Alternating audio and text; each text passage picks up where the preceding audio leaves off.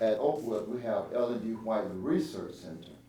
And at Andrews, it's the Adventist Center for Research. Okay, but it's the same thing, pretty much. And we're delighted to have him. I am delighted that he was able to carve out a place in his hectic schedule, and I know how hectic it can be sometimes, to be with us. He's sought after.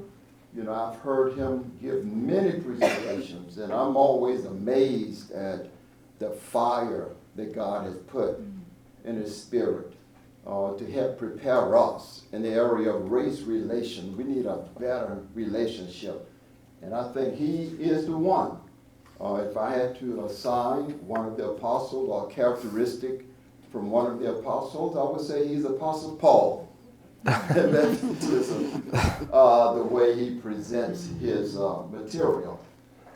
He just completed his doctorate degree, and he has fresh information.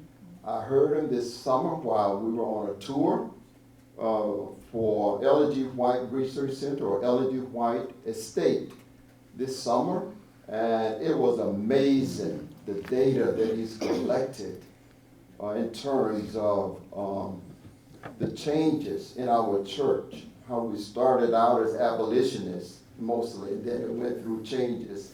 I mean, it's been through different changes, and I'm not going to give you a presentation, but I would like for us to give him a nice Oakwood welcome as he comes to us. Thank you. Thank you. Okay. Thank you very much. Now, is this mic on, or have I not pushed? One is for video, one is for local. Oh, got it. Okay, so use both. Okay. Thank you so much. It's a truly an honor to be here with you in person this time. I was able to speak to this audience 2 or 3 years ago, and so it's an honor to be brought back and to be here in person this time. So thank you, Dr. Weems and the rest for organizing this. I'm going to share with you a portion of my research, but the images that I'm going to share on the screen, they don't really fully relate to exactly what I'll be sharing, but it gives you something to look at while I'm talking. I do want to point out one thing before we start, and that is that this is the American Anti-Slavery Almanac from 1838, and I'll be showing images from 1838, 39, and 40. But this was started by Nathaniel Southard, who becomes one of the most important Millerite leaders in the movement.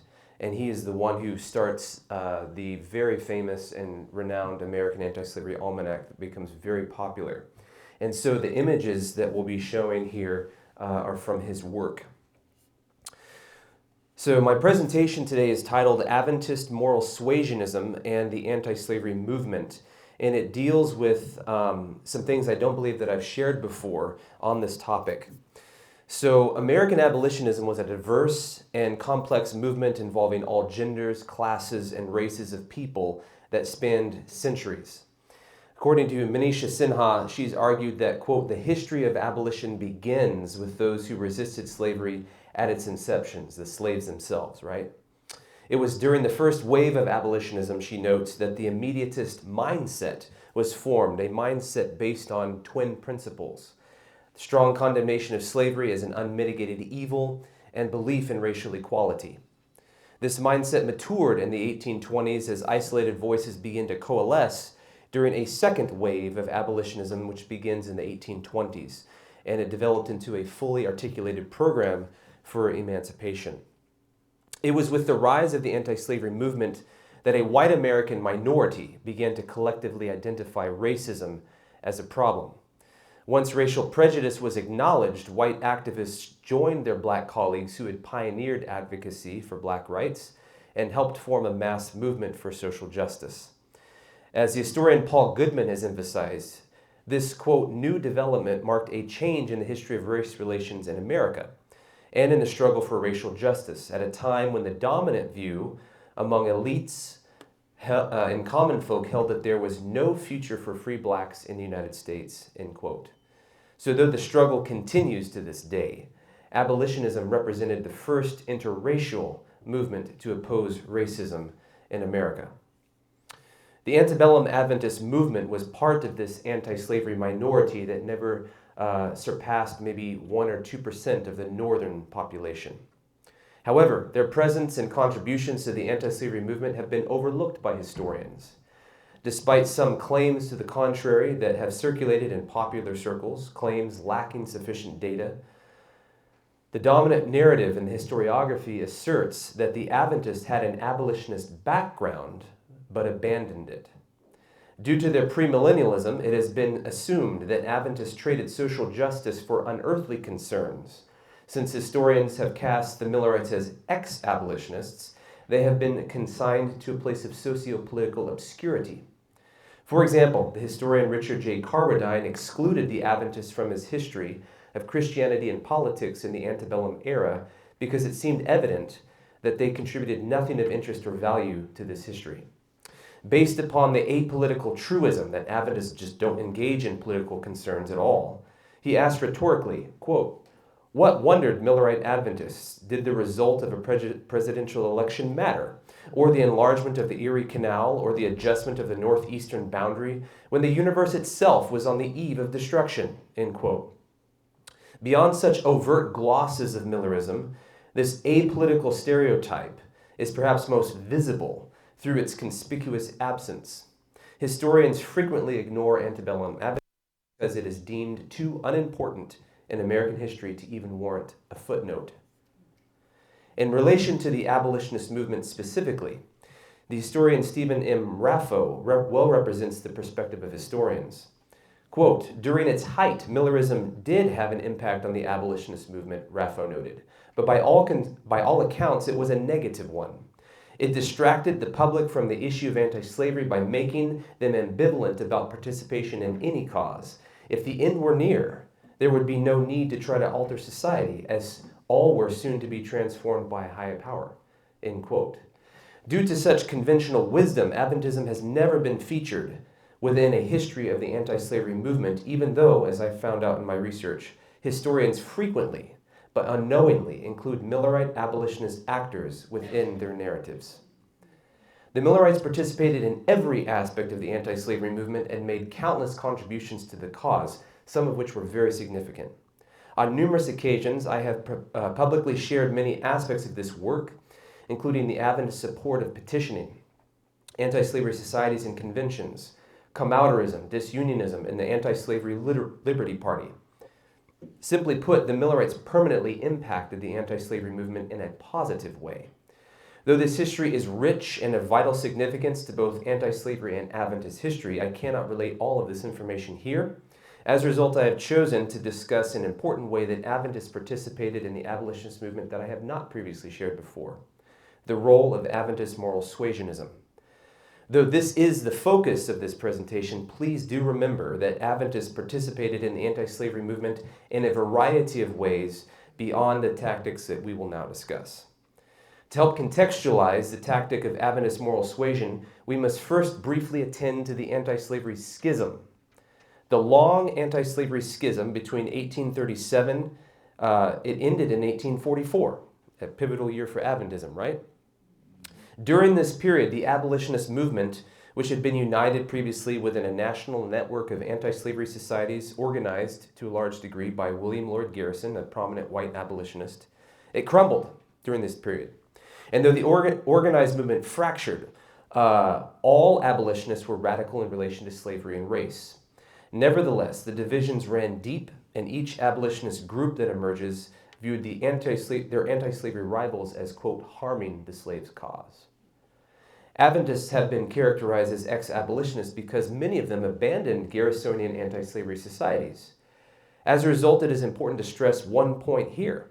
Anti-slavery societies ceased to be the driving force of abolitionism during the long anti-slavery schism, so that fact doesn't make any bearing upon whether or not Adventists are continuing to be abolitionists or not. Historians have not done their full homework on this issue. Membership in such societies, these anti-slavery societies, reached their peak in 1838, as did a number of paid anti-slavery agents serving them. At that time, abolitionists counted 1,346 anti-slavery societies with approximately 100,000 members. But during the schism, perhaps as many as 90% of these men and women abandoned anti-slavery societies as they were drawn to competing tactics. Despite internal bickering and organizational dismemberment, historians have shown in the final analysis that the schism ultimately strengthened the anti-slavery movement. As Ronald G. Walters has explained, the schism, quote, proved a large national organization was not essential to destroying slavery. Building upon Walters' assessment, J. Brent Morris has noted, quote, the supposed split ultimately allowed abolitionists to promote anti-slavery by whatever means they deemed best and most appropriate, end quote. Julie Roy Jeffrey agrees, adding that the schism, quote, actually created a variety of individual and collective opportunities to work for the slave and encourage different styles of activism, end quote. By expanding the available avenues for social protest, the schism enriched the anti-slavery movement, and the Adventists capitalized on this moment. Adventist moral suasionism. When the American Anti-Slavery Society split in 1840, William Miller, who was present to witness the theatrics, concluded that, quote, the poor slave has but little chance to be liberated while the abolitionists expend all their ammunitions on each other, end quote. As the abolitionist movement continued to fragment and pro-slavery resistance increased between 1840 and 1844, many Millerites came to the same conclusion as Miller.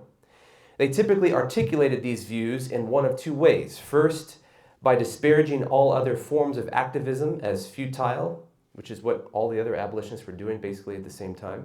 Or second, by encouraging other anti-slavery tactics despite their probable ineffectiveness.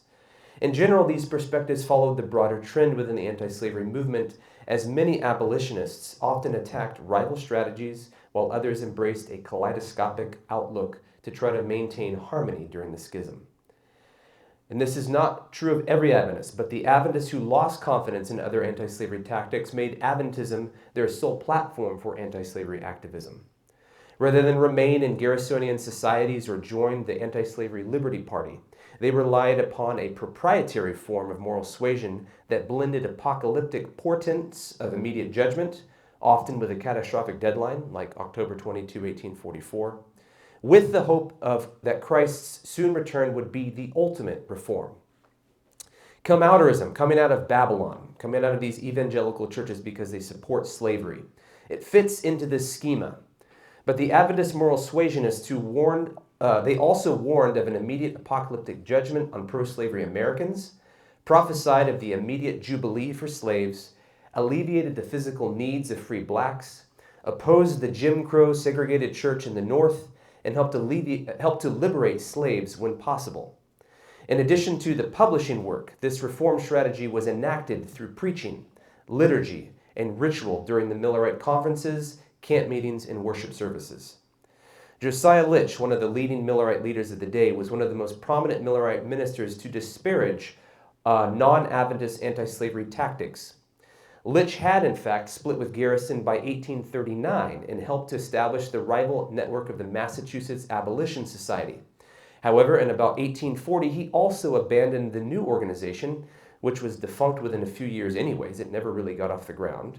And he became exclusively devoted to Millerism.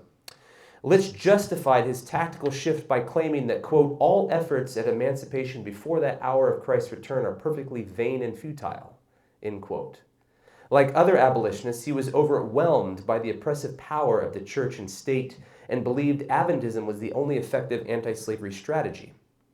He continued, quote, as long as human nature is what it is, and the love of power, which is now inherent in the human breast, exists, slavery will exist. But the year of Jubilee is come, thanks be to God. Be patient, brethren, for the coming of the Lord draweth nigh, is the only comfort I can give the slave, end quote. In February 1844, Apollos Hale replaced Litch as an assistant editor of the Advent Herald, which was the new name for the Millerite signs of the times. Unlike Litch, Hale encouraged Millerites to participate in all reform movements of the 1840s, even though there is no known evidence that he did so himself in any official capacity after 1841. He acknowledged, quote, many intelligent men in the ordinary sense have supposed that we never thought of anything else but that the world was to be burned up in 1843. But this was inaccurate. The Advent system, he continues, is scripturally comprehensive in the duties it enjoins. Since Adventism embraces the whole circle of Bible duties, private, social, and public, it was necessary to promote causes such as temperance, moral reform, and anti-slavery. After making this point, Hale urged, quote, "Yes, let this good work all go on, and let it be done as God requires everything on earth to be done, with a view to immortality and eternal life," end quote. So though the Millerites did not expect the speedy conversion of the world, that everyone would be converted and you'd have some sort of millennial bliss, God's remnant was to seek, quote, "human improvement while time lasted, with the hope that deliverance was at hand."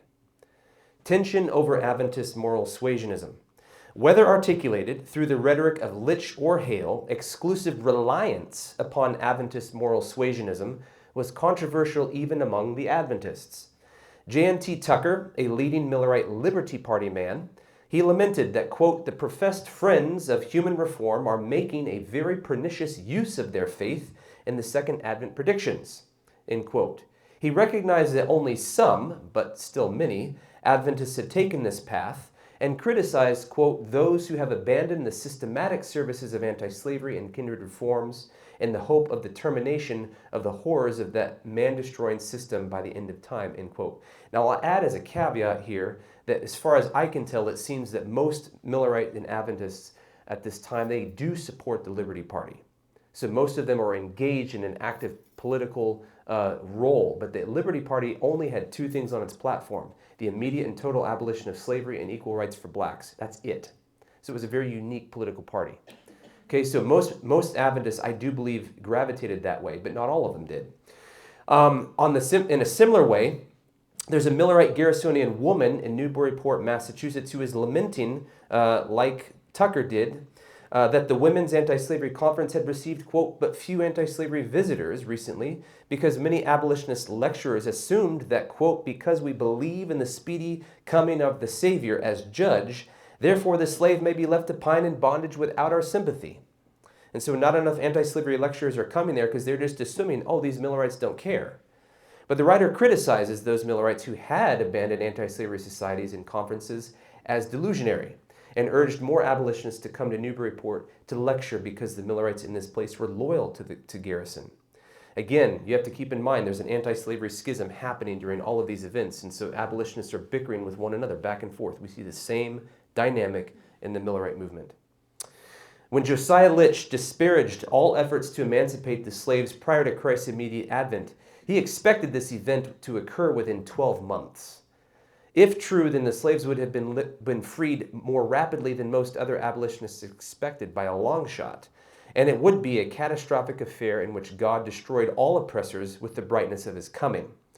Such predictions infuriated the South, and Joshua Leavitt, a non-Adventist abolitionist, took note in the newspaper Emancipator and Free American. He did not characterize Litch as a pessimist or cast doubt on Adventist moral suasionism as an anti-slavery tactic. Rather, he asked a question. His query was prompted by Litch's recommendation that Millerites use the post office to flood the South with their literature, since it was too dangerous for Adventists to venture into the South because of their abolitionism. Unsure of the viability of Litch's tactic of moral suasion, Leavitt asked, quote, "Will such publications be deemed incendiary in the South?" End quote. Since the post office had placed a cordon sanitaire on anti-slavery mail, making it illegal to send that literature to the South, this was a legitimate question. An answer emerged during a controversy sparked by Silas Hawley during the late summer of 1844. By this time, Silas Hawley, who was a major Millerite leader, was at odds with other Millerite leaders over the dating of Christ's return because he extended that date to about 1847. He also disagreed with the approach that the Advent Herald and the Midnight Cry took in relation to slavery. The controversy began when Hawley sent the Gospel Standard, a Millerite paper more explicitly anti-slavery, to an Advent Herald subscriber in Columbia, South Carolina. The Standard was promptly returned to Hawley with a note that read, "Don't want any of your damn abolition papers. Would not pay postage on them for them," end quote. Reflecting on this incident, Hawley claimed that this was, quote, "a good index of Southern Adventism." Sylvester Bliss, the resident editor of the Herald at this time, responded that this was a, quote, strange test, because the only Herald subscriber in that town had canceled his subscription sometime before this. As a result, Bliss retorted that this was, quote, no test of faith of our brethren at the South. Well, Hawley was skeptical, and he wanted to know why Bliss called his test strange. Was Bliss denying that an anti-slavery character demonstrated the purity of Adventism? Had the Southern subscriber canceled his subscription due to the abolition character of the Advent Herald? Or was Bliss claiming that Southern Adventists were, quote, all anti-slavery in faith and practice?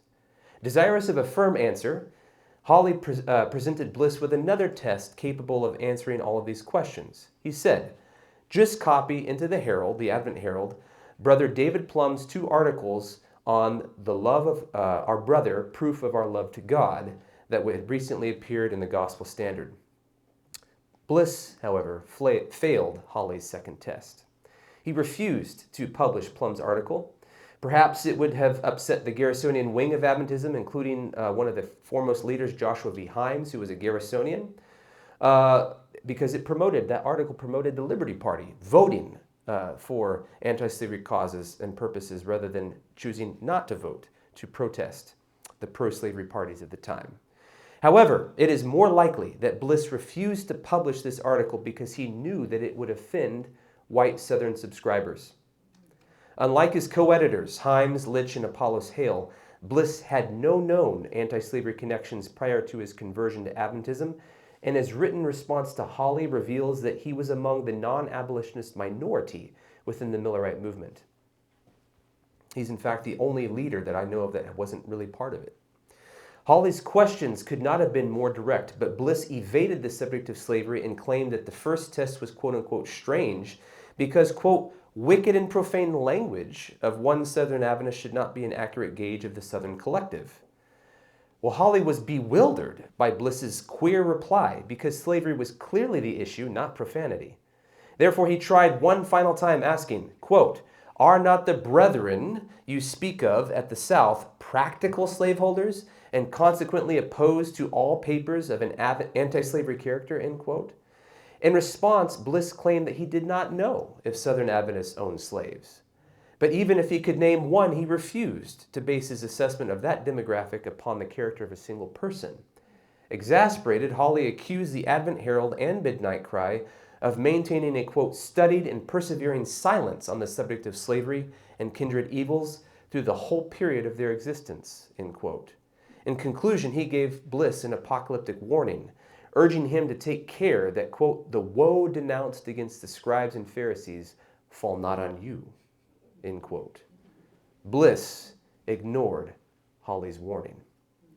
Though Bliss did not reach the abolitionist standard, Hawley's characterization of Southern Adventism and the Advent Herald and Midnight Cry was somewhat exaggerated.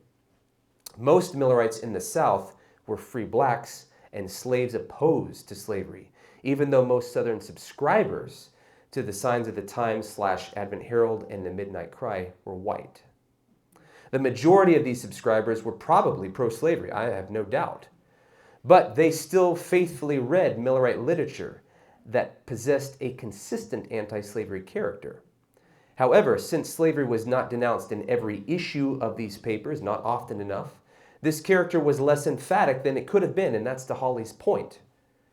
Nevertheless, Southern readers observed that the Adventists denounced slavery as a sin and a woeful sign on the coming apocalypse, preached anti-slavery and promoted come-outerism for anti-slavery reasons, and proclaimed 1843-1844 the year of judgment and jubilee on slaveholders specifically.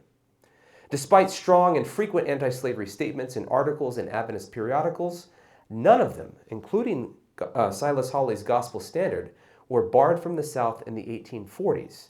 Now, it is an interesting point to make that Seventh-day Adventist literature in the late 1850s, it will be classified as abolitionist and it will be barred from the South, but not in the 1840s. Millerite ministers in the 1840s, however, often were barred from the South. But this challenge was not insurmountable, and several Adventist ministers and lecturers proclaimed the immediate advent to slaves and slaveholders, primarily in the border states. So let's talk about Adventist moral suasionism in the slaveholding South. While William Miller preached in Baltimore, Maryland, during the spring of 1844, William Lloyd Garrison viewed it as another anti-slavery gauge of Millerism. Since Joshua V. Himes had boasted that, quote, the whole city was moved by Miller's preaching, Garrison retorted, quote, if there be any meaning in these statements beyond the usual sectarian flourishes, we are to understand, of course, that a great change has been wrought in the minds of the people of Baltimore on the subject of slavery, end quote.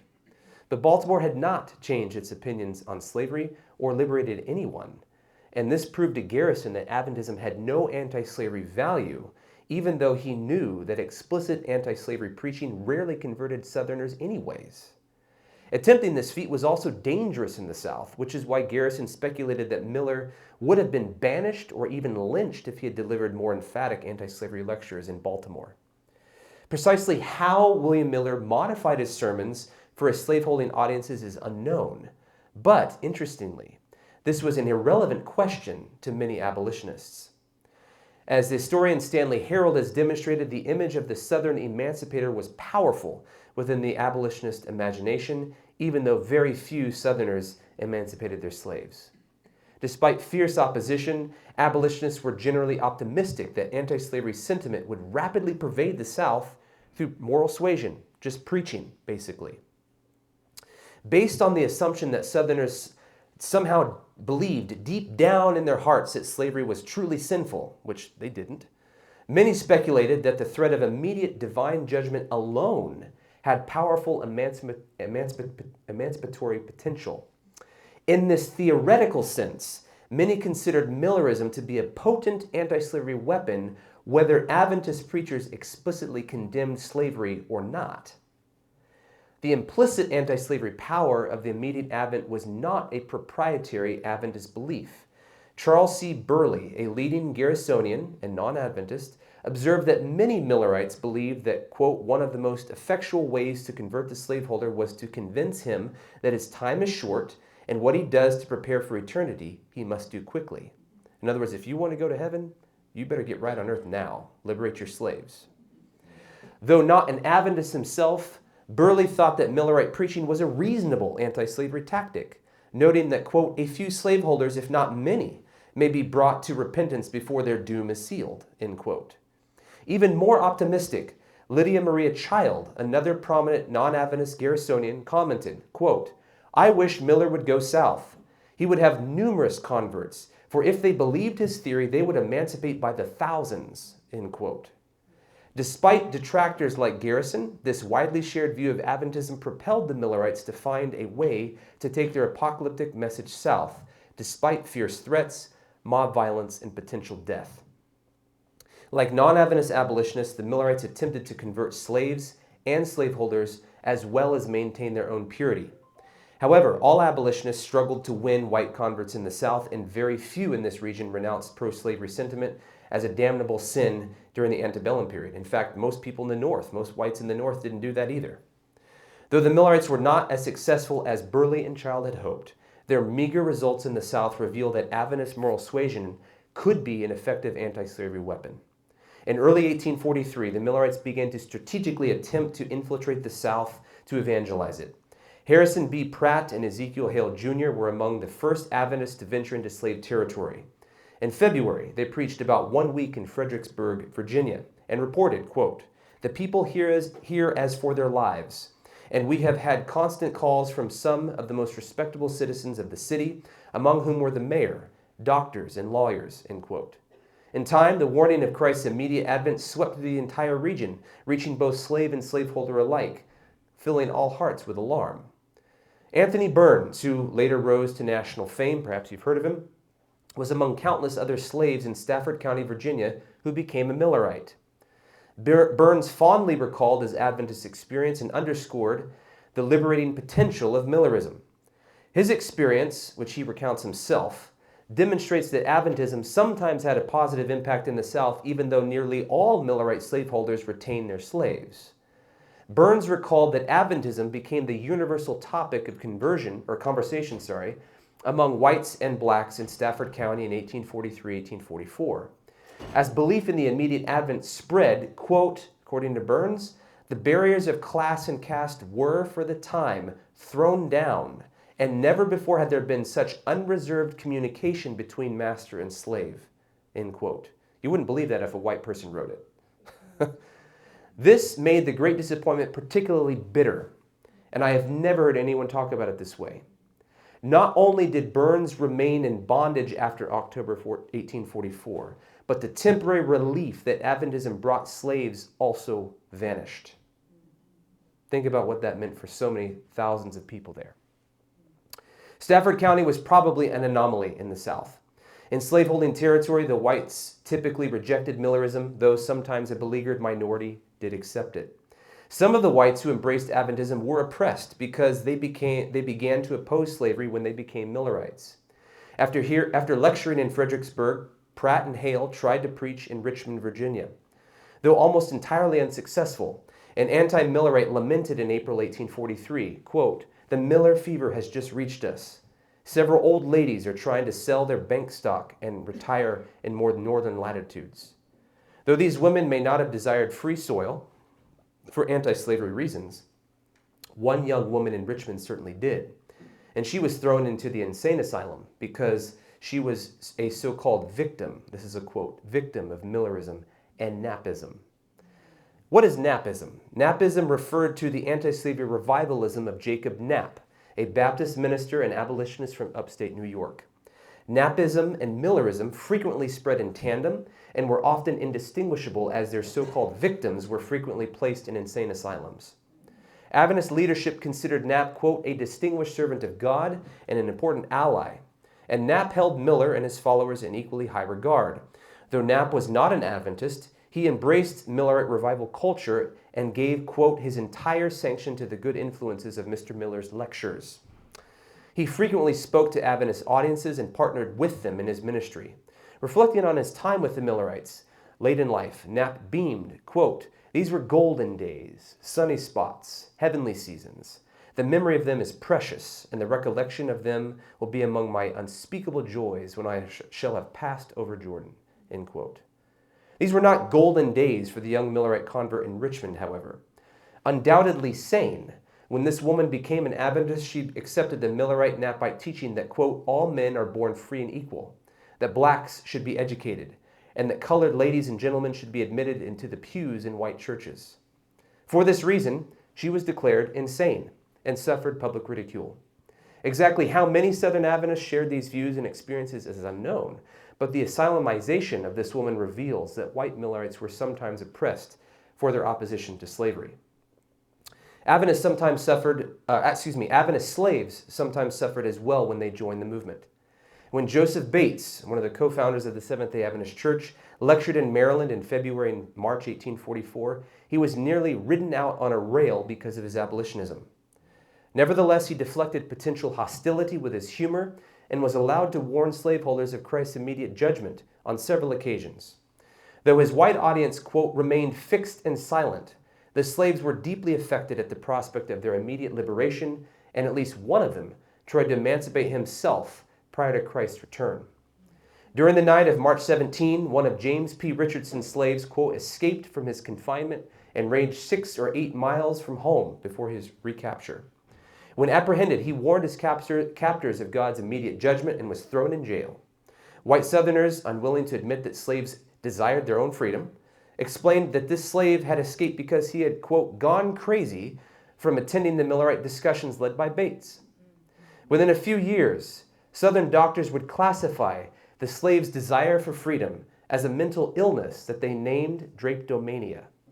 However, before this diagnosis emerged, Millerism sometimes served as a suitable explanation for the insane desire for black freedom. Many Millerites were not allowed to lecture in the South, as Bates, Pratt, and Hale and others briefly and sporadically did. In May 1843, George Storrs, who had previously been exposed as an abolitionist of the, quote, "Negro Thief School," was mobbed in Norfolk, Virginia, and had to flee for his life. After this incident, Josiah Litch and his colleagues in the Philadelphia Second Advent Association continued sponsoring missions to Maryland, Delaware, Virginia, and North and South Carolina. Over the course of many months, several Adventists successfully preached in the South, but others, such as John J. Porter, remained barred from certain regions. Due to such failures, Fitch and Ezekiel Hale Jr. began moving westward. After great success in Pittsburgh, Pennsylvania, the Adventists soon established a mission in Cincinnati to evangelize Kentucky. The Millerites struggled less in Kentucky than other slaveholding states. John H. Kent of Middletown, Connecticut, was among the first Adventists to lecture in the Bluegrass State. If some Millerite evangelists preached an implicit anti-slavery gospel in the South, Kent was not among them. He warned his audiences that, quote, every opposing oppressive power would soon be destroyed, specifying that no one could, quote, carry the spirit of slavery into heaven, end quote. Drawing inspiration from Matthew 25, he emphasized that Christians must rid themselves of slavery, quote, before the Savior comes, or they will be found among those who have sold the Savior for money, end quote. Though Kent was able to preach in Kentucky on several occasions, neither his reception nor his results are currently known. A bit more is known about the preaching of Enoch Jacobs, who edited the Western Midnight Cry, a Millerite paper in Cincinnati. Like Kent, Jacobs preached an explicit anti-slavery message. In late March 1844, Jacobs traveled to his brother's home in Proctor, Kentucky, and lectured on the immediate advent there. To his surprise, Jacobs reported that, quote, they manifested much anxiety for me to remain and talk more to them on the subject, notwithstanding that I had not been backward in warning them against the sins of slavery and intemperance, end quote. Encouraged and emboldened by his success, Jacobs continued preaching an explicit anti-slavery gospel in the South. In September and October, just before the expected end of the world, Jacobs brought the Great Tent to Louisville, Kentucky. Thousands flocked to hear the apocalyptic abolitionism of Jacobs and his allies, and every spot on the ground was occupied until still thousands had to go away unable to get inside the tent. The editor, I might add very racist editor of the Louisville Courier, was disgusted by the scene, emphasizing that the Adventists refused to racially segregate their meeting. He groaned, quote, among the vast assembly in the great tent, we noticed people of every profession, every class of society, the high, the low, the rich, the poor, the aristocrat, the democrat, preachers, saints and sinners, men, women, children, and inward, all crowded and jammed together, end quote. The interracial bodily performances were also galling to this editor, as he observed Adventist converts throw their bodies, quote, in the dust and dirt around the pulpit, and for nearly an hour, men and women were praying, singing, shouting, groaning, and weeping bitterly, end quote. Jacobs, by contrast, viewed their interracial worship services very differently, reporting, quote, in the whole history of meetings held under this tent, I have never seen one characterized with better order, where there was such a universal excitement, end quote. He observed that, quote, slaves with one consent received Millerism as a welcome messenger, and noted that, quote, many slaveholders embraced the Second Advent doctrine and felt it a Christian duty to emancipate their slaves, end quote. Despite their professed willingness, Jacobs lamented that, quote, they were not quite ready to act on these impulses. There was one, however, who was. John F. Christian, formerly a Baptist minister, converted to Adventism under the Great Tent. He had recently moved to Virginia, and he, quote, chose a fast of God's appointment, and he freed his 4 slaves under the Great Tent right there on the spot. Though the Adventist message did not provoke slaveholders to emancipate by the thousands, it did produce comparatively respectable anti-slavery results. White Southern conversion to abolitionism, and especially slave emancipation, was very rare, but the Millerites wielded a theory of universal reform that had liberating power. For this reason, Southerners prevented widespread Millerite evangelization of the South because they perceived Adventism to be a threat to their peculiar institution of slavery. Whether Southerners read Millerite literature or heard an Adventist lecture, neither slaves nor slaveholders ever doubted that the Adventists were abolitionists. As one Southern editor concluded, quote, the believers in Miller, Mesmer, Ghosts, Garrison, Tappan, etc., constitute pretty much the same class. We do not mean that all abolitionists are Millerites, although all Millerites are probably abolitionists, end quote. Similarly, analyzing the 1850 census, another Southerner concluded that Millerism flourished, quote, alone where abolitionists are found, end quote.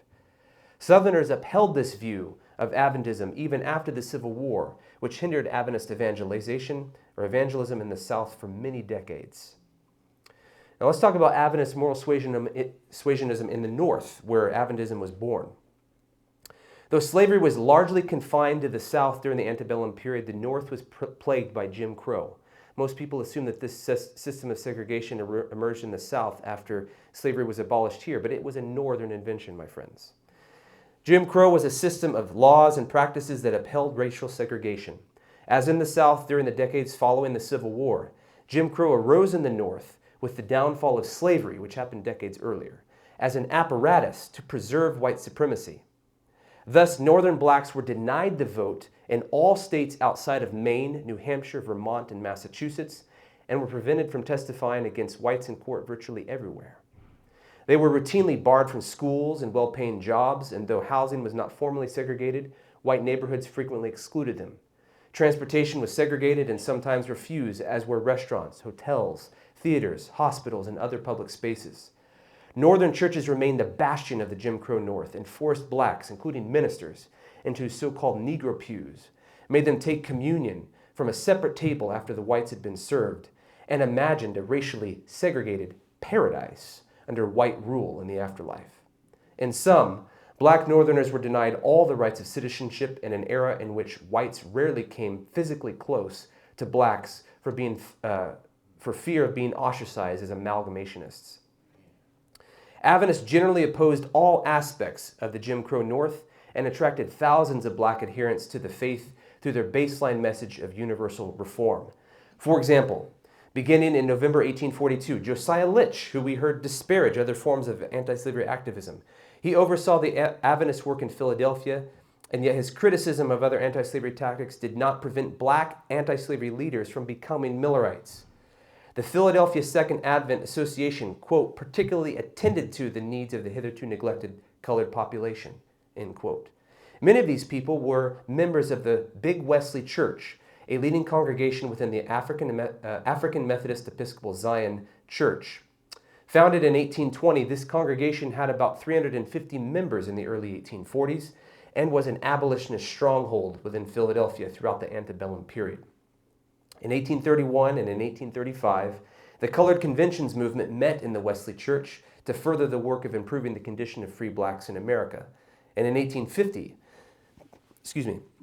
a prominent anti-fugitive slave law meeting convened here under the secretariatship of the renowned William Still, the father of the Underground Railroad. In the early to mid-1840s, the Big Wesley Church was pastored by Bishop William Miller and Elder George Galbraith, two co-founders of the African Methodist Episcopal Zion Church.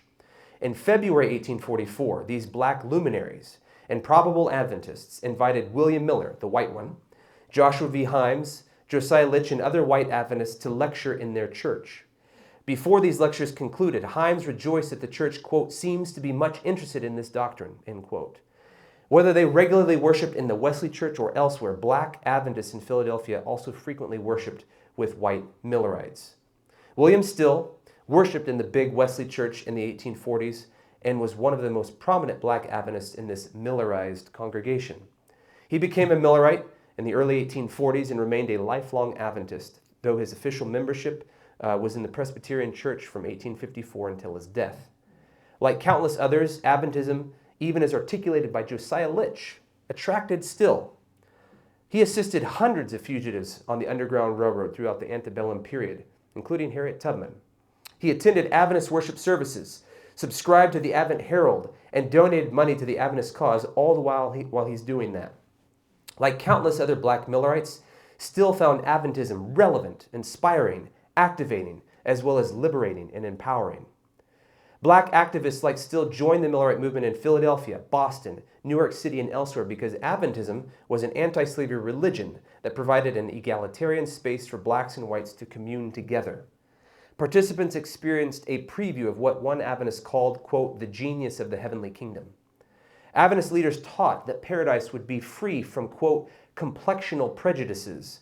And since, quote, Jim Crow cars and the Negro pews don't exist in the other world, one Millerite explained, quote, we doubt whether the proprietors of either will be in heaven, the kingdom of heaven above to trouble the colored man, end quote.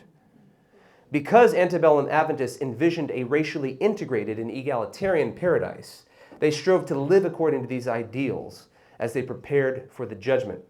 James White, a co-founder of the Seventh-day Adventist Church, explained that while God's racially diverse remnant awaited equal access to the tree of life, Adventism was, quote, designed to elevate. Have you ever heard that before? Adventism was, quote, designed to elevate, to bring all up on a high and holy level on earth, because the scriptures recognize all who love and serve God, whether rich or poor, free or bond, white or black, as brethren. It's one of the founders of our church. As they awaited the fulfillment of their egalitarian paradise, antebellum Adventists faced frequent criticism and some hostility for defying the earthly color line as they sought to elevate the oppressed. Opposition often arose simply because white and black Adventists frequently sat next to each other in worship services. One newspaper denounced Millerites in Joshua B. Himes' Boston for bringing together, quote, the most heterogeneous compound of men, women, and children of diverse colors and all ages into the closest proximity, end quote. Rejecting the Negro pew was perceived as a threat to the white race, and the writer blamed the Adventists who made up this, quote, great motley mass of human beings, end quote, for spreading, quote, ignorance, superstition, fanaticism, and utter religious folly that was as dangerous as the memorable Salem witchcraft, end quote. They did not mince their words, friends. In Litch's, Philadelphia, the Adventists attempted to host an interracial Thanksgiving feast for the poor in November 1843 as a provocative, apocalyptic, ritualistic preview of the forthcoming wedding banquet of the kingdom of heaven described in Matthew 22. However, their plans were thwarted because word quickly spread that their gathering would be, quote, a grand amalgamation festival, exclamation mark, italicized. They were really upset. Once the agent of the Chinese Museum Saloon, which was one of the largest public meeting spaces in Philadelphia, discovered that the Millerites planned to, quote, scour the lanes and alleys of the city and suburbs for poor citizens irrespective of color, and have the, quote, blacks and whites placed alternately around the table, he refused to open the door to, quote, this desecration. This proposed interracial theatric threatened the perceived sanctity of whiteness, and the radical plans of these, quote, desperate amalgamators had to be altered. After a delay of several weeks, the Adventists finally changed their plans when they found a venue that would accommodate blacks only. Therefore, on December 22, the Millerites served a sumptuous feast to several hundred people of color in the Market House and Spring Garden as a defiant demonstration to white America that black people would also feast at Christ's table in the kingdom of heaven. The threat of Millerism increased in the white mind the closer black and white bodies came together.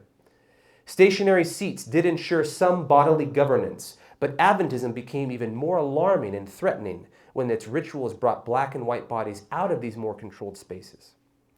Adventists often gathered around the altar in ecstatic outbursts of bodily praise and sometimes performed sacred acts in which saints laid, rolled, or even crawled on the floor. For example, the white community in Bridgeport, Connecticut was outraged when some of these interracial rituals were performed in the white Adventist minister Henry A. Chittenden's meetings. As one reporter fumed, the meetings were, quote, crowded to suffocation every evening with both white and black, lame, halt, blind, all mingled up together in one dense mass, end quote. But things worsened as this interracial throng arose and surrounded the altar every evening. As the reporter described it, the congregants came forward, quote, black and white, no distinction of color, and such were the shoutings and hallelujahs that, unfortunately, a wench went into a trance on the floor in one of these meetings, end quote. Now remember, all of these editors are racist as well as anti-Adventist, right? The white majority in Bridgeport was so outraged by such rituals that plans were made to lynch Chittenden. But threats never materialized beyond rumor, leading one reporter to quip, quote, Mr. H.A. Chittenden, who was killed and murdered and drowned and hung and assassinated and otherwise brutally slain and slaughtered and butchered and banged about till he had busted every blood vessel in his body and was buried 7 times and upwards, has been holding forth on Millerism at the City Hall during the past week, end quote. The Millerite party and ritual added the elements of eye contact, expressions of encouragement, and physical touch to Adventist worship experiences. As Milton Lee Perry has explained, Adventists typically close their camp meetings by, quote, forming two rings around the assembly area, one inside the other. Then the inner ring would revolve slowly past the outer, and Adventist men and women of all ages, classes, and races would shake hands or hug as they offered each other words of hope, encouragement, congratulation, or Godspeed. Everett N. Dick has stressed that this was, quote, no cold, formal ceremony. Tears streamed down the cheeks, and voices choked with fervent exhortations to remain steadfast until the coming of the Lord. The broken sobs were mingled with the prayer that, though they may not ever meet in this mortal state again, they might meet where their tears shall be wiped away, end quote. The fear of white and black bodies touching at Adventist meetings was amplified by paternalistic gender constructs. The press often characterized Millerite interracial meetings as perilous to white women. A common trope placed beautiful, white Adventist women in dangerous spaces where dehumanized forms threatened their safety and sanity.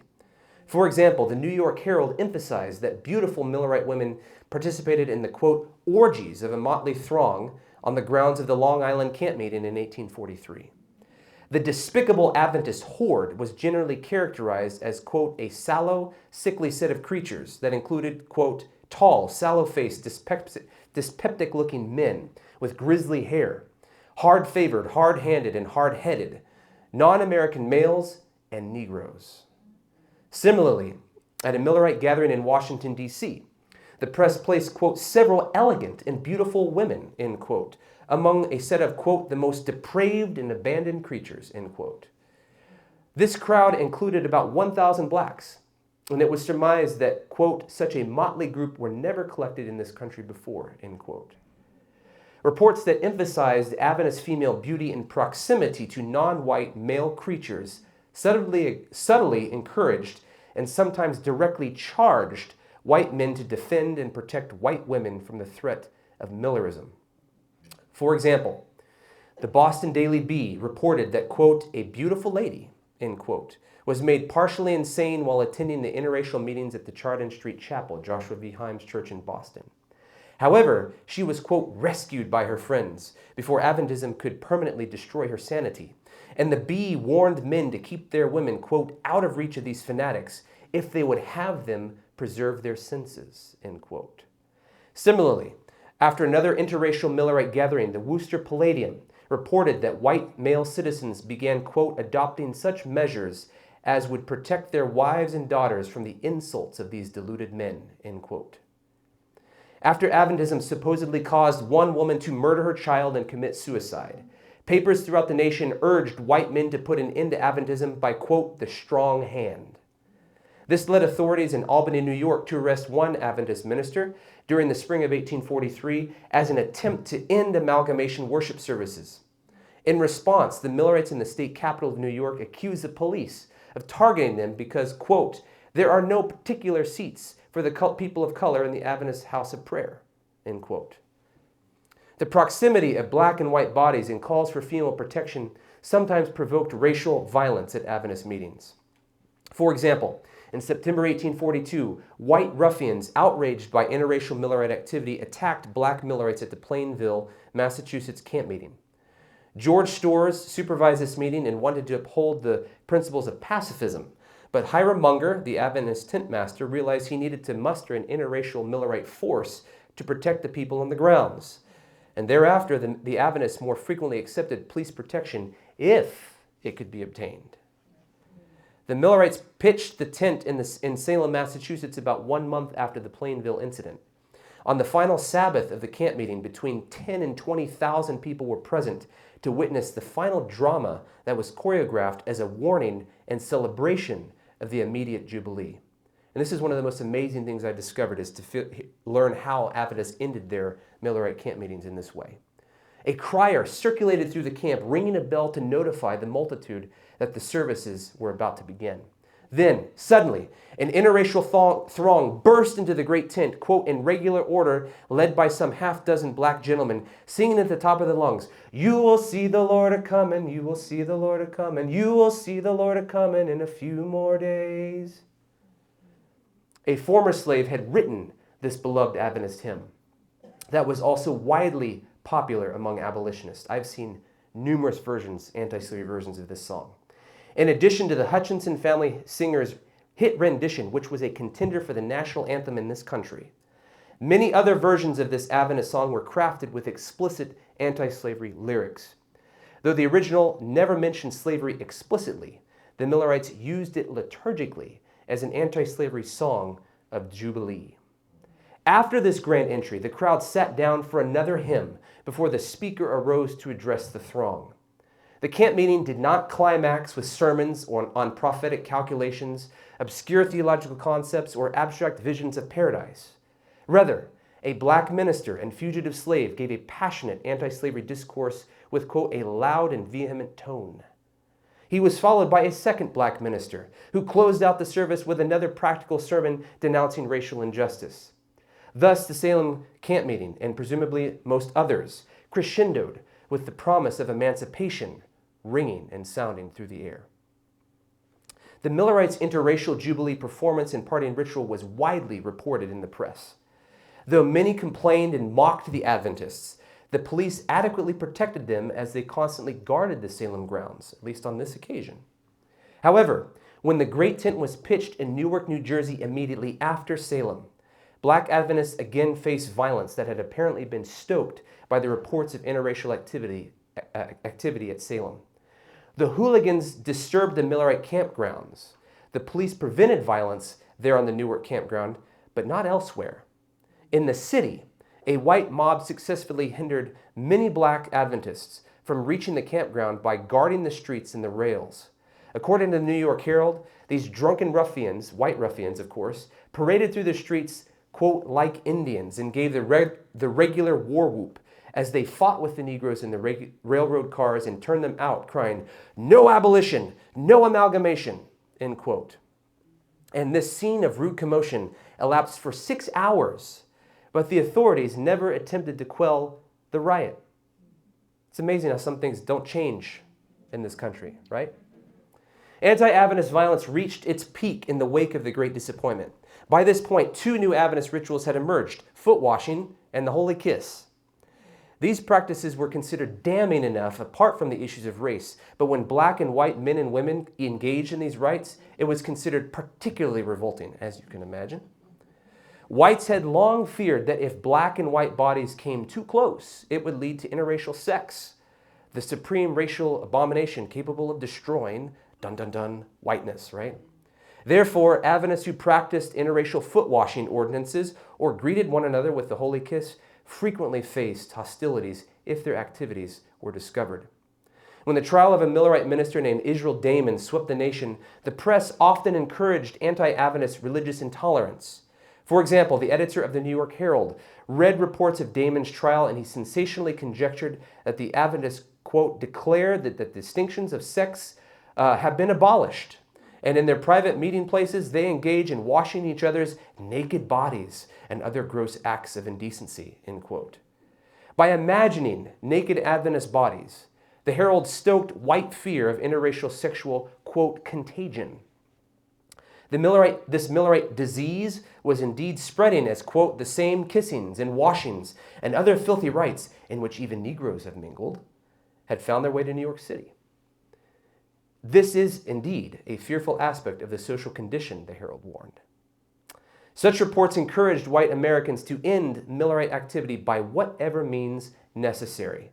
Anti-Adventist vigilante action and state oppression was widespread in the mid-1840s, and interracial congregations faced harsh repercussions. As a result, the Millerites in Hamburg, New York, were arrested because, quote, a huge Negro and Negress had purportedly joined whites in a series of orgies, disgusting, blasphemous, and criminal. That's a quote. Similarly, a mob of about 40 men attacked Adventist worshippers in Brand, New York, and tarred and feathered 5 or 6 black and white Millerites, men and women. Despite such intolerance, the Millerites who engaged in these radical religious performances persisted and sometimes even dared non-Adventist community members to intervene. In Cleveland, Ohio, for example, Carolyn M. Seymour, a leading member of the renowned Charles Fitch's church, entertained a black man in her home and defiantly kissed him publicly to demonstrate her radical faith. On one occasion, she kissed him in front of a bewildered white community leader, obstinately proclaiming, quote, "I salute the brother in the Lord." For years to come, citizens in Cleveland viewed interracial holy kissing as a potent symbol that demonstrated the dangers of Adventism. Another perceived danger was black leadership, which was viewed as threatening even if white and black bodies never touched at an Adventist meeting. Free blacks and fugitive slaves frequently led out in congregational singing, spoke to interracial Adventist audiences, or served as ministers of a white, black, or racially integrated congregation. Thus, black Adventist leadership and active participation formed an important component of Northern Millerite culture. Yet, when whites submitted to black authority in this manner, it directly challenged the scientifically and biblically proven fact, of course that's in their eyes a fact, that blacks are inferior. Nevertheless, white Adventists often declared racial hierarchical norms. Nevertheless, white Adventists often defied racial hierarchical norms by submitting to black spiritual authority. As the historian Nell Irving Painter has observed, Isabella Baumfree took the name Sojourner Truth in 1843 during her Millerite experience and launched the career of anti-slavery feminism for which she is known to this day. Truth rose to prominence as a speaker at Adventist camp meetings, and the prospect of Christ's immediate advent led her into activism. Her leadership within the Millerite movement also demonstrates that many white Adventists were willing to follow either a male or female black minister or prophet in defiance of the beliefs and practices of the Jim Crow North. As the historian and my friend Dr. Benjamin Baker has noted, quote, Truth operated as a prophet at the camp meetings, rebuking the outlandish carryings-on, comforting those who were terrified of the approaching Advent, and confounding white Millerite ministers with their theological sagacity, end quote. Adventist contemporaries likewise affirmed that white Millerites, quote, listened eagerly to Sojourner and drank in all she said because she was a great favorite in our meetings, end quote. The white majority viewed racial equality and white submission to black authority as evidence of derangement.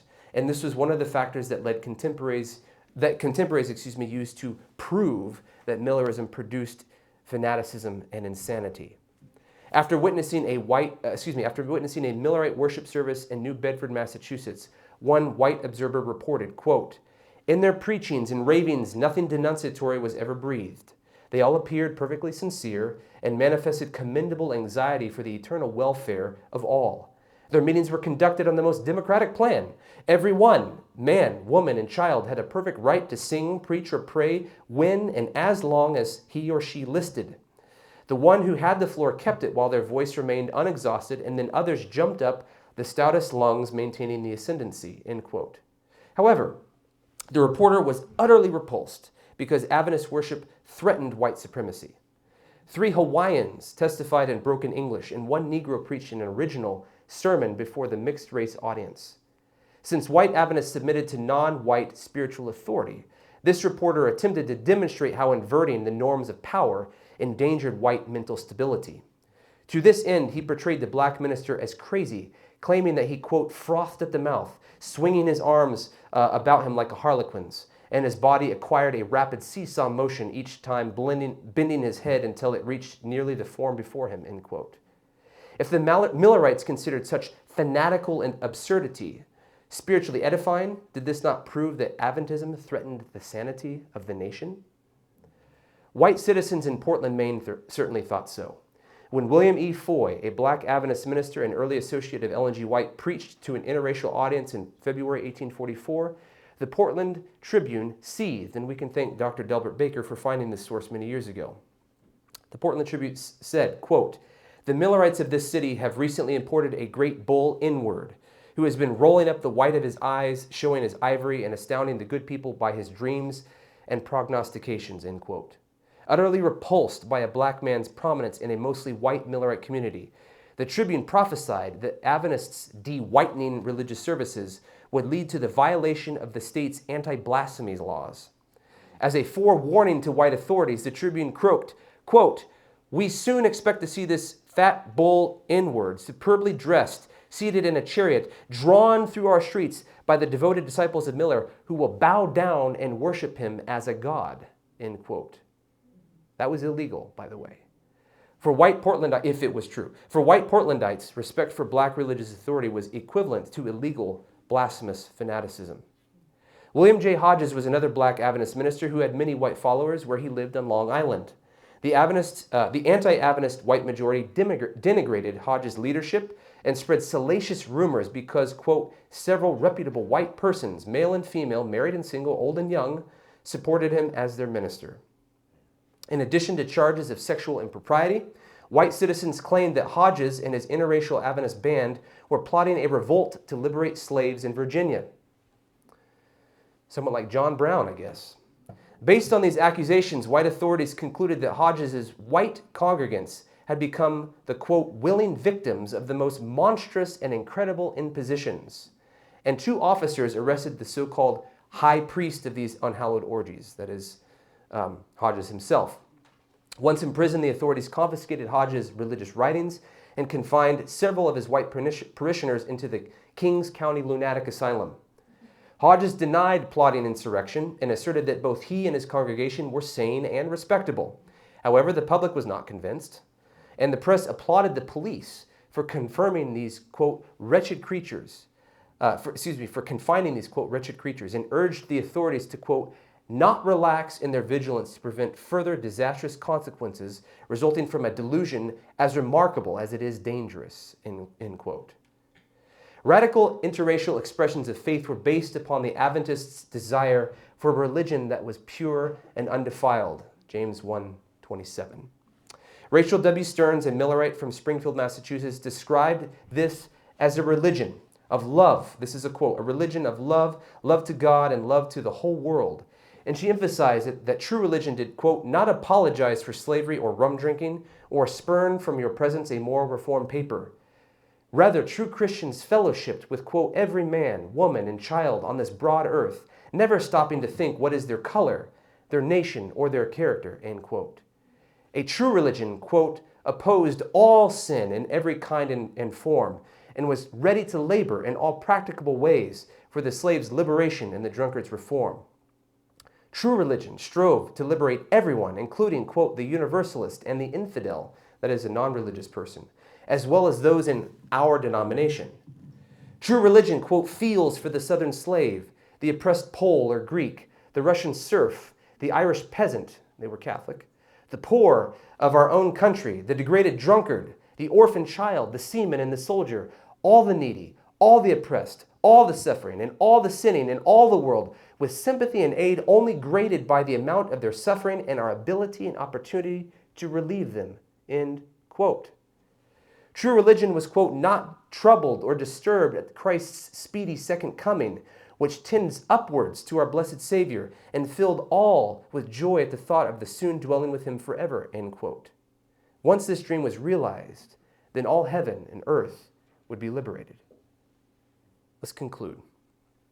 As the long anti-slavery schism expanded during the years of apocalyptic fervor, with the rise of comouterism, disunionism, and the growth of the Liberty Party, the Adventists followed the same basic trajectory as their non-Adventist abolitionist friends. Some remained loyal to Garrison, while others began voting for the Liberty Party.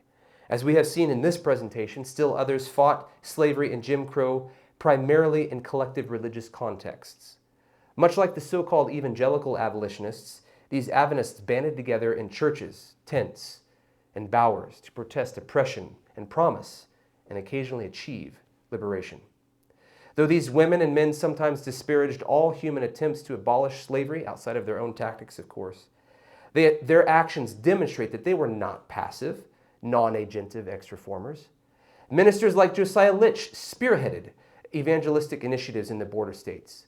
These anti-slavery missionaries struggled in the South, but had success among the slaves, whose hope was buoyed by the soon promise of liberation and divine retribution upon their enslavers. The white converts were rare.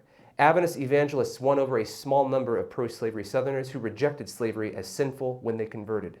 Most significantly, at least 4 slaves were liberated through the direct preaching of Christ's immediate advent. Though statistically underwhelming, these meager results are comparable with the limited victories of non-Adventist abolitionists in the South. Furthermore, the emancipation of slaves, as well as reports of temporary better treatment, demonstrated that the Advent doctrine did have liberating agency.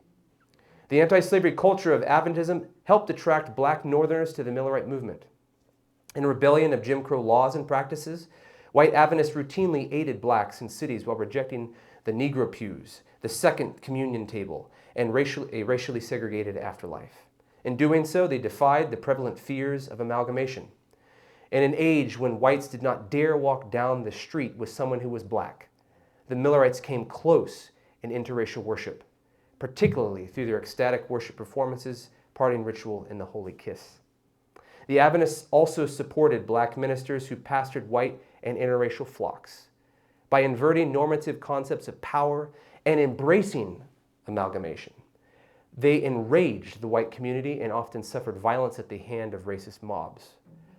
By provocatively defying the color line through egalitarian worship experiences, the Adventists expanded the meaning of democracy and a nation that has privileged whites from its founding. That's it. Thank you.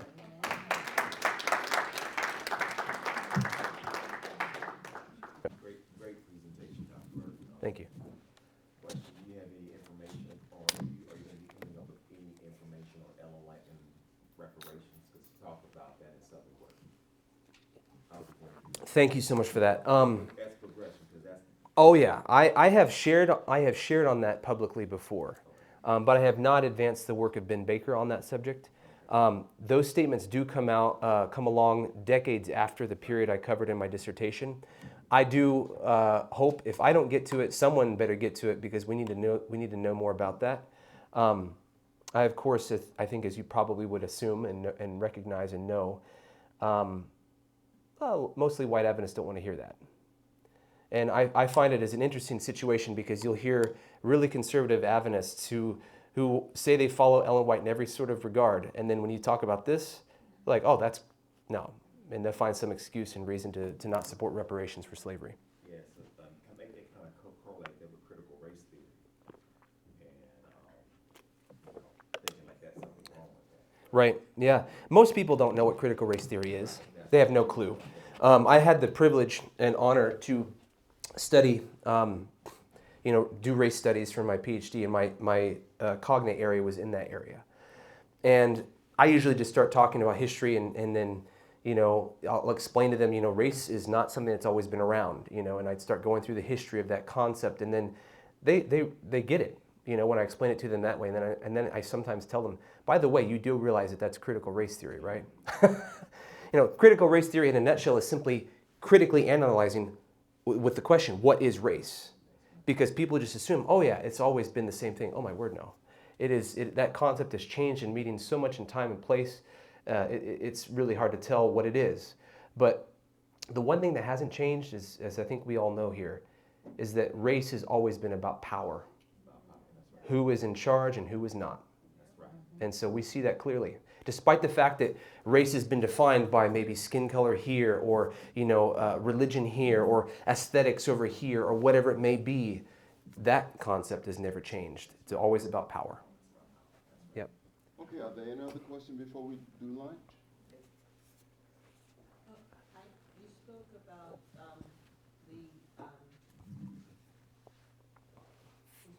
Virginia Yes. being a southern state. Yes. And how things were beginning to happen there. Did it go further south than Virginia? Yeah, not really. Millerism, a handful of Millerites even made it down to Alabama, but not too many. But you did have leaders actually bring in, like they'll draw in thousands of people to hear them in those border states. But Missouri, Kentucky, Virginia, etc. But it was very sporadic. No major Millerite leader, to my knowledge, ever ventured beyond those border states. How did that come in with Edson and what he was? Right, yeah. In one general sense, I mean, slavery was a whole lot more entrenched in the Deep South. And so the attachment to that system was much stronger down here. And so it was a lot more dangerous to come further south. It was a lot harder to even find a willing audience this far south. And one thing I do find fascinating about Edson White is the fact that he comes when he does. Sometimes people say, "Oh, he came late." Oh no, he came after radical Reconstruction was over. He came after all of the Northern Union troops had left this region. He came during Jim Crow rising in the South with all kinds of laws and practices that were making it even harder. He came at a very hard time. And so, but yeah, it is culturally the same as what it was decades before. It was a lot more difficult in the Deep South when it came to slavery and race relations, much, much, much more so. Okay, we got a hand here, here, and here. Okay, we'll do those vertical. Okay, thank you for that. I appreciate it. Yeah. Interesting information. I learned a lot, but I wondered, in your studies, have you found anything that explains why we have backslid? Yeah, right. Yeah, this is not where we are today and where we were in the 20th century, and a lot's changed, right?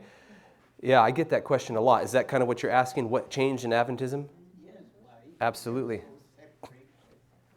That's a complicated question, but there's several things that we observe happening. Number one, Adventism was born in the North. It was easier to be this radical in the North, even though most people in the North were not abolitionists by any means. So Adventists are among a tiny minority in the North even. But there is no record of any kind of segregation of any kind in the North. But when Adventists go down south, and we take a cue from Arna Bontam, who was an Adventist who knew people that sort of bridged the time gap here, he explains and argues that Adventism changed because Adventism went south. And I think you can take that in two ways, right? But you can see it in a couple ways. So what I tell people is like the earliest mission that I've seen besides an individual act, right, is Joseph Clark and his wife Sarah, who come down to the Denison, Texas area where Southwestern Adventist University is, and they start a mission literally within a few months after radical Reconstruction ends. And so in 1878, they open up this mission to start teaching freed people in Texas how to read. Now they're doing this at a time when the KKK is lynching so many blacks, it's impossible to keep a record there in that state. Okay? But they refuse, as Joseph Clark says, to quote unquote bow down to the great goddess caste. And so they insist upon racial integration, and they actually survive for 16 months, which is amazing. But then, after that time, both white and black Adventists there are begging the Clarks to leave because they're getting so many death threats and wondering what's going to happen if they continue. And so the Clarks do leave. And what happens is that Robert M. Kilgore adopts his principle of operation in the South, which is that whites work for whites and blacks work for blacks, which continues and sweeps across the South, and that's how evangelism is done there. And then as Douglas Morgan has shown, and around the turn of the century, when the GC moves its headquarters to Washington, D.C., the General Conference President, A.G. Daniels, says, great, let's make the church here our model church on race relations. And you might say that's fantastic because that church was racially integrated. But what Daniels meant is, no, let's force de-integration. He wanted two separate churches there, and he wanted to make that the model of race relations in the Adventist church. And so he tried to force de-integration. And what we ended up getting is 3 churches there. Okay? And Dr. Jones has done research that gets into some of these kinds of things because it starts to involve Sheaf and J.K. Humphreys and others. And we end up having a major sort of split there. But you see that segregation continues to sweep up through the North. 1932 is the year that the Battle Creek Church itself finally split along racial lines. And racialism just becomes slowly, deeply, very deeply ensconced into the system of Adventism, right? And so it vastly changes. And we become one of the last churches, the last religious bodies to desegregate our schools and other kinds of things. And so it is a big problem. But there are many other reasons as to why that is the case. One of the key things that Adventists use to combat racism and slavery and other kinds of things like this, like other black laws, was this doctrine of the two-horned beast. Dr. Jones read that passage from Scripture, from Revelation to us today. And what we see here is that the government of the United States hated that doctrine because they didn't like being called a beast.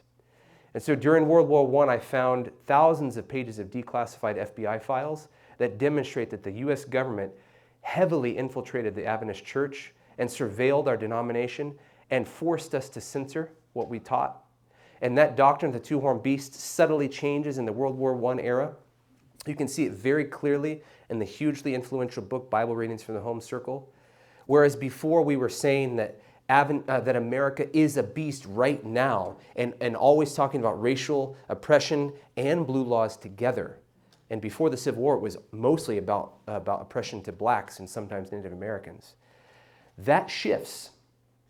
It's no longer about America being a beast right now, but the argument becomes America will become a beast at some future point when what happens? A national Sunday law. All the stuff about race stuff, that's gone. That gets deleted out of there. Of course, this is with the rise of Jim Crow. This is with the rise of so much that's going on in America when America goes through a really deep nadir point after slavery. So all of this, it's really interwoven and complex. But one of the things that we now know we need to do is what I've learned in my dissertation research is that we had a very radical, liberal beginning. In every way you define it, Adventists were super liberal, super radical, and they were in a very small minority. They actually reject and refuse to identify as conservative, and they're actually anti-conservative. Now, those terms mean different things over time, but that changes, right? And now that we know the radical beginnings we had, we need to have a better understanding of that shift. So I'm giving you my pre-deeply researched answer, if that makes sense. Very good. We'll do one more, then we'll have prayer for lunch. If you're carefully using Millerites and Adventists, but not Seventh-day Adventists. Right, right. To suggest an historical accuracy. That's right. But you're right in terms of racism being about power. Yeah. I'm interested if you came across anything in your research, any primary sources. Because when you talk about integration, usually from a white perspective, it's one-way street. Yes, right.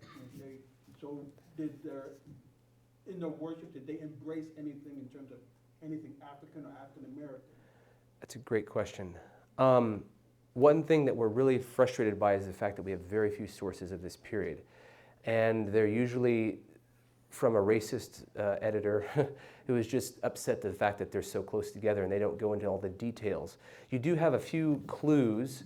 There are Adventist meetings that are damned in the papers because they're allowing blacks to get up and sing quote-unquote Negro spirituals and things like that. But as far as Africans specifically, I can't think of anything that goes along that kind of line. But we don't have really rich descriptions of how people were dressed and what they sort of did ritualistically and all of these kinds of things. And so it is certainly possible, but we really, at least to this point, haven't found the data. And I assure you, it's taken a lot of time to dig up the data that I have. So I hope that we can find more. But that's about the best answer I can give at this point.